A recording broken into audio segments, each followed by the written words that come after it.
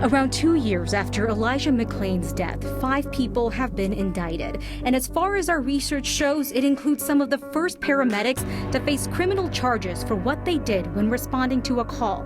The debate over masks has Douglas County starting another debate about splitting up with the Tri-County Health Department. Tonight, families across Colorado are worried about if they can feed their families. There's a mobile food market that can help, and we have a chance to help as well. There's a university in Cripple Creek that's seeing triple the number of students, and they think the impact of 2020 is flexing its muscles. That's next. It's been 2 years since Elijah McClain died. His family was first told that those involved would not be facing any charges. They watched sweeping protests calling for justice. Then multiple investigations opened. And 2 years after losing her son, Elijah McClain's mom said she wanted to see life in prison for those involved, but expected leniency.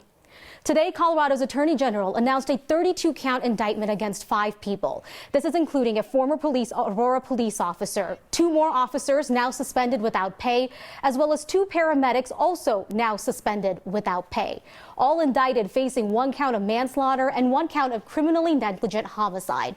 All responded the night Elijah McClain never came home from his walk after a deadly encounter with Aurora police, who were responding to a call about a suspicious person when McClain had done nothing wrong. We're going to hear from McClain's mother in just a few minutes, but first wanted to offer a little bit of context. The 2 Aurora fire paramedics are facing more counts in the indictment than the police officers who stopped Elijah McClain that night. As far as we can tell, they're some of the first EMTs or paramedics in the country charged criminally for what they did during a call. Our Steve Steger takes a closer look. So when the ambulance gets here, we're going to go ahead and give them all the ketamine. It struck me that the paramedics were charged with more crimes. The 2 Aurora fire paramedics who made the decision to inject Elijah McClain with ketamine that night 2 years ago were each charged with 11 counts in this indictment. Both Jeremy Cooper and Peter Chikuniak face manslaughter and criminal negligent homicide, just like the officers. But they also each were charged with 3 separate counts of second-degree assault and 2 counts of crimes of violence for each of those assault charges. That points to something that happens in a lot of cases where the one action, which is administering the ketamine, satisfies the definition of 3 different parts of the assault section of the statute. DU law professor Ian Farrell says he can't think of another case where paramedics or EMTs were charged criminally for their actions during a call like this. Plenty have been charged for not doing enough to help someone, though this is rare. The goal of this, I imagine, from a sort of policy perspective, would be not to make paramedics nervous, but to, I guess, alter or inform the relationship between paramedics and police officers. Farrell says the argument prosecutors will attempt to make about the paramedics boils down to 2 things. First, the dose of ketamine they chose to administer was too much for McClain's body weight, which the paramedics never really determined. And second, the argument of the government will be they appear not to have invoked or used their own independent medical judgment as to whether or not ketamine was appropriate, and instead simply deferred to what the police officers asked and or told them to do. Now, the 2 big charges against the 3 police officers and these 2 paramedics are manslaughter and criminally negligent homicide. In order to prove manslaughter, Farrell says prosecutors will have to prove each defendant was aware that what they were doing had a substantial risk of causing death.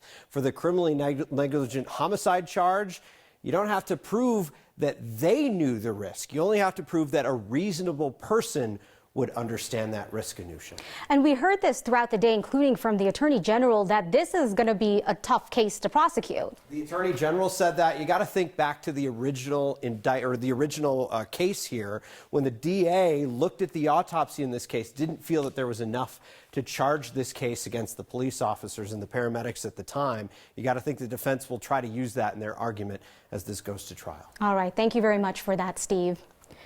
For months, they had chanted his name as they marched through the streets of Denver and Aurora. The social justice movement we saw last summer focused heavily on demands to get justice for Elijah McClain. It's raising the question whether we'd be reporting the same news today if people hadn't taken to the streets last year. Here's Mark Salinger.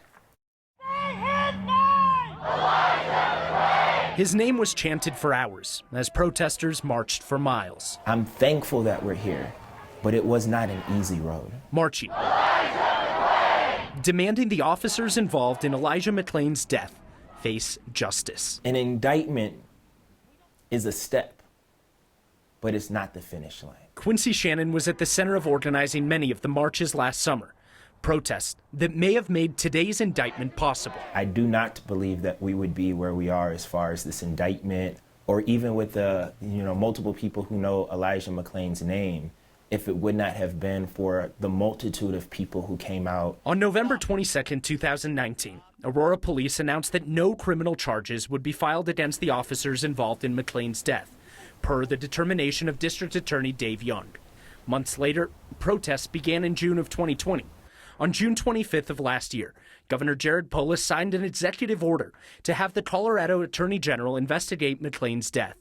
That investigation eventually led to the grand jury indictment. I don't believe that we would be here today if 4,000 or 5,000 people weren't showing up every time. Candace Bailey is an activist who also organized many of the protests. She's now running for Aurora City Council. Today's news brought her to tears. Our hope has been renewed. Our hope has been renewed. All the protests, all those chants, today was a step towards the justice they're still fighting for. If anything, hopefully this shows showing up is important. Speaking up is important, even when the cards are against you. For Next, I'm Mark Salinger. Today, we heard from the Aurora Police Fraternal Order of Police Lodge 49. They are the official collective bargaining unit. Their spokesperson said that they trust in the judicial process and stand by the officers, and said that they are innocent until proven guilty. Tonight, we also had a chance to hear from Elijah McClain's mom, who said that today's announcement about the indictment is matching what she already knew. I'm thankful, I'm grateful that they saw what I saw. That he never should have been stopped, that he never should have been brutalized, he never should have been handcuffed, and he never should have been given ketamine. So, Alex, you have had the chance to talk to Elijah's mom over the last couple of weeks. And from your last story, which was actually before the Attorney General's announcement, one thing stood out, and she said she was hoping for a stiff punishment, but really what she was expecting was leniency. So what was her reaction today? That was the very first question I asked her, and she said, she couldn't have any expectations. She wouldn't allow herself to expect an outcome. She just prayed about it. And she was shocked. I mean, she literally said she did not expect this reaction. She didn't expect strong charges. I mean, we're talking about 32 indictments. And while she is extremely grateful, she smiled for the first time. I've got to know her over a couple of weeks, and she was just smiling from ear to ear. And I said, I've never seen you so jovial. She was like, yes, but I know that this is temporary because there's such a long road ahead, right? I mean, we're talking about 32 charges. You're talking about 5 defendants. It's a lengthy trial. And I also asked her, are you going to be there? Is this something that you want to be in that courtroom every day? And she said, absolutely. You better believe it. I'm going to be there every single day so these jurors can see my face. Yeah, that judicial process is long, and it's trying for the families, too. And I was curious about, does she understand the magnitude of her voice? The world was waiting to see what would happen, and she did not let her son's death go quietly. What did she say about that? Well, we wouldn't be sitting here, we wouldn't be talking about an indictment if she just said, it's okay, what happened? I'm going to be loud about this, because we can't forget that, people didn't care about this at first. Nobody cared about what happened to Elijah McClain. The media, we didn't give this the attention it deserved. It took George Floyd. It took a summer of unrest. It took Shaneen McClain saying, no, I want justice for my son, and she has done so much for the state of Colorado. She, her testimony has been a part of 3 different police accountability bills. We have some of the strongest police accountability laws in the nation because Shaneen McClain did not let her son's death go away quietly. And now when you look at this indictment, now this becomes personal. She's done so much for the state, and now this is her son. She's not Shaneen the activist. This is Shaneen the mama wanting justice for her baby. Yeah. And she has some incredible insight just as a mom, and just the love she had and how proud she was of her son, both in life and death. There's a lot more from her that we'll be hearing tonight, right? Yes, absolutely. We're going to sit down and just really kind of dive into everything that she's been through, what today meant for her, and really looking ahead. Like we said, this is step one. So that's tonight at 9 and 10. Thank you so much, Alex. We appreciate it. There are families struggling with putting food on the table. 1 in 3 Coloradans experience food insecurity. We're working to change that in this week's Word of Thanks. And Tri-County Health could be downsizing. At least that's what DougCo leaders are looking at after voting today to get the ball rolling on a breakup. And 2020 felt like it was spiraling. Best time to teach survival is during a time when everybody's thinking survival. Coloradans are preparing. Next.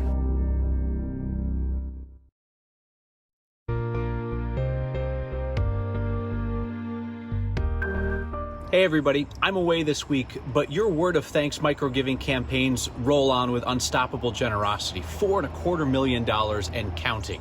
I love this week's featured nonprofit because they're solving 2 problems at once. Your Word of Thanks micro-giving campaign this week supports We Don't Waste. It's a longtime nonprofit that reaches out to restaurants and other food providers to get unused food and quickly get it to families in need around our community. They get that food out to nonprofits, and they run mobile food pantries in a number of neighborhoods where access to fresh, nutritious food is tough to find. Right now, they're running 6 to 7 mobile pantries a month. With our help, if they can raise $50,000 through Word of Thanks, they can add an entirely new location serving another neighborhood in the metro area. Text THANKS to 303-871-1491, and I will send you the link to join me in giving. As always, I'll match the first 50 donations of $5 to get us started. We don't waste, making sure that restaurants don't have to throw good food away, and making sure that families in our community have access to that fresh, nutritious food. Not as warm, highs in the upper 80s today, but smoke and haze an issue that will be with us over the next couple of days. Even with abundant moisture coming in from the southwest, we're still seeing that thick smoke move into Wyoming and northern Colorado. All eyes on the western slope, flash flood watch for slow-moving storms that may bring heavy rain over some of the burn scar areas. And that heavy rain will cross Denver, and we'll see some of those scattered showers right here in the city tonight. Scattered heavy rain showers a part of our forecast tonight, tomorrow, and portions of Friday.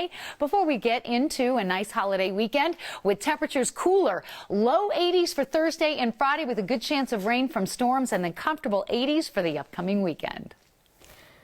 We just learned that 4 of the 5 indicted today in Elijah McClain's death have now turned themselves in.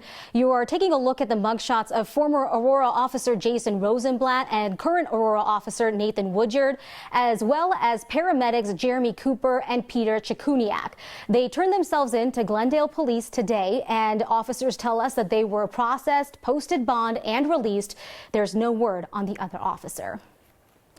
Douglas County is looking to speed up its split with the Tri-County Health Department. The 3 Republican commissioners told their staff today to draft a resolution to create an independent health board for the county and to let Tri-County Health know that Douglas County is out. The resolution would give the commissioners 90 days to appoint their own health board with 5 members or more. They are making this move after Tri-County Health eliminated a provision that allowed counties to opt out of their public health order, saying the need for masks in schools was too pressing. DougCo commissioners did not want the mask mandate in their county, so the commissioners are going to be holding a public hearing on this very issue next week. If they do create their own health board, the county would likely still contract with the Tri-County Health for environmental health needs like restaurant inspections through at least the end of the year. Mesa County commissioners agreed to a meeting today about last year's election that ended kind of maybe how you guessed. Sharona Bishop, the former campaign manager for Republican Congresswoman Lauren Boebert, requested a meeting with the 3 Republican county commissioners to show proof of election fraud. She presented no proof of election fraud. You have these images I've never seen before and after that show our elections were compromised and that logs were removed. Right. I thought we'd be looking at these images today. Do you have them? So as Mr. Strew knows, there is an investigation taking place right now. And there are people in this district right now that believe that to have these images is criminal. And so those images are not going to be provided here today. The machines in question were audited by the state. The only firm evidence they were compromised is when Republican Clerk Tina Peters allowed unauthorized access to the machines with the surveillance cameras turned off. That is being investigated by the FBI as well as the district attorney's office. We have learned a lot about living through a pandemic, but that's not the only lesson more Coloradans were after. But if you do get yourself in a tricky situation, you have the knowledge to get through the night. While some were stocking up on toilet paper and arguing about masks, others were sharpening their survival skills. We'll show you how next.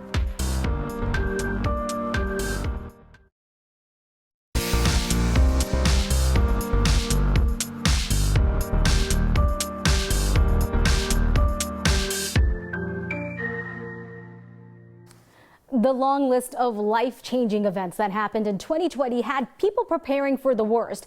The Survival University in Cripple Creek can attest to that. They saw 3 times as many people attending their classes in 2020 when you compare it to 2019. So we decided to head out to Cripple Creek to figure out what's going on. Bushcraft, a lot of people think of as a silly hobby. We're going to go outside around the campfire and whittle spoons. All right, here we go. And you say survival, and it sounds scary. I'm going to generate some dust, and I'm going to have you guys come over and kind of take a look at it. What we do is not scary. We are at our main camp in Cripple Creek, Colorado. We are out here today with a bunch of students from all over the nation teaching our beginners survival class. I'm going to bring them to each other. I'm going to pick this up. Got my amber in there. I'm now going to manipulate it carefully and gently. I guess they're getting their feet wet into the realm of survival. Ta-da! You should always go out with the mindset that you're going to have to spend the night. From my background, I'm not military. I come from corporate America. I just happen to have all these skills from growing up, and I created the Survival University. I think that a lot of people have seen with how things kind of fell apart with COVID, that our society isn't as stable as they thought it was going to be or should be. But we're going to move on to shelter. We are going to teach you some knots. Like that, right? Now this is a pretty darn strong knot. It may twist on you a little bit, but it's not going anywhere. We pretty much knew like zero. I've never tied the type of knots. Obviously you tie knots in your shoes, but no knot tying. Now you have to take and get this underneath and through here. Or get naughty in the woods. Exactly. Best time to teach survival is during a time when everybody's thinking survival. Here we go. Yay! And we're the first step in that. Get naughty in the woods. Awesome. That story was told through the lens of photojournalist Foster Gaines. Well, tonight we have a chance to put dinner on empty tables across Colorado. We had the chance to work together.